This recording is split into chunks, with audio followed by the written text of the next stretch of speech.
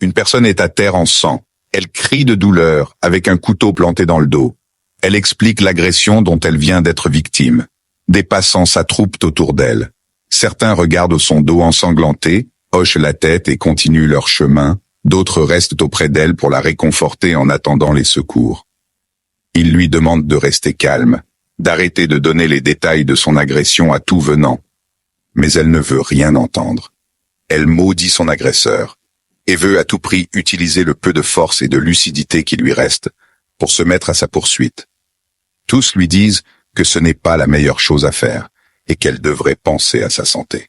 Une fois prise en charge par les médecins, elle leur interdit de lui retirer le couteau dans le dos, par peur d'avoir davantage mal. Les médecins, étonnés, se disaient que la douleur lui faisait sûrement perdre la tête.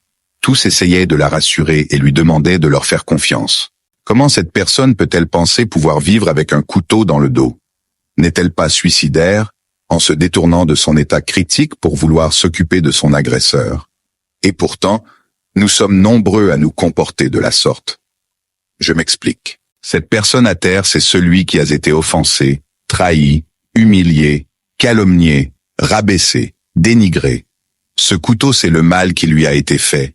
C'est l'offense, la trahison, la méchanceté subie. Les passants. Ce sont les amis et connaissances dont une partie n'a que faire de ce qui lui est arrivé. Et l'autre, qui compatit et veut l'aider.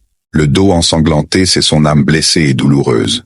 Son besoin de parler encore et encore, c'est ce manque de sagesse et de maîtrise de soi qui pousse à raconter sa vie à tout le monde, même à ceux que sa détresse n'émeut pas. Les médecins, ce sont les paroles de Dieu, ces paroles de vie qui viennent à son secours, à qui il impose des limites. Le refus catégorique du retrait du couteau de son dos, c'est son refus d'accorder le pardon. Les paroles de malédiction. Ce sont les bassesses dans lesquelles la douleur fait tomber l'âme en souffrance. Le besoin de poursuivre l'agresseur, c'est le désir de vengeance qui le ronge et le remplit d'émotions négatives, néfastes à sa santé. Telle est la mauvaise attitude, l'attitude insensée que nous adoptons très souvent quand nous sommes offensés. Comment est-ce que nous, les humains, nous pouvons penser pouvoir vivre une vie normale avec des offenses qui blessent nos cœurs, nos âmes? L'offense est pour l'âme, ce qu'est une blessure au couteau pour le corps. À chaque fois que nous refusons de pardonner, comme cette dame, nous refusons que l'arme avec laquelle nous avons été agressés soit ôtée de notre âme. Or, toute offense laissée en nous empoisonne la vie, entretient la douleur, suscite et amplifie le désir de vengeance ennemi de la paix intérieure et de la joie de vivre. N'est-ce pas suicidaire de perdre notre temps, notre bien le plus précieux à parler de ceux qui nous ont offensés? Il est préférable de nous en servir pour nous soigner, pour nous refaire une belle et bonne santé, afin de retrouver la joie, la paix et le sourire, pour aussi analyser les contours et les circonstances de l'offense dont nous avons été victimes, afin de l'éviter à l'avenir. Qui veut vivre, soigne son corps blessé. Qui veut vivre, doit également soigner son âme blessée. Les blessures de tous ordres doivent être pensées, mais aucune blessure ne se pense avec l'objet ayant causé la blessure à l'intérieur. Comme le couteau devrait être retiré du dos de cette dame, avant qu'un pansement ne soit posé sur sa blessure, aussi l'offense doit être retirée de l'âme blessée pour qu'un pansement y soit posé. Ce qu'il est important de savoir est que l'offense ne se retire d'un cœur blessé, d'une âme blessée qu'avec le pardon donné, ou tout au moins avec la volonté d'accorder le pardon. Dieu n'attend que l'expression de notre volonté de pardonner pour panser nos blessures.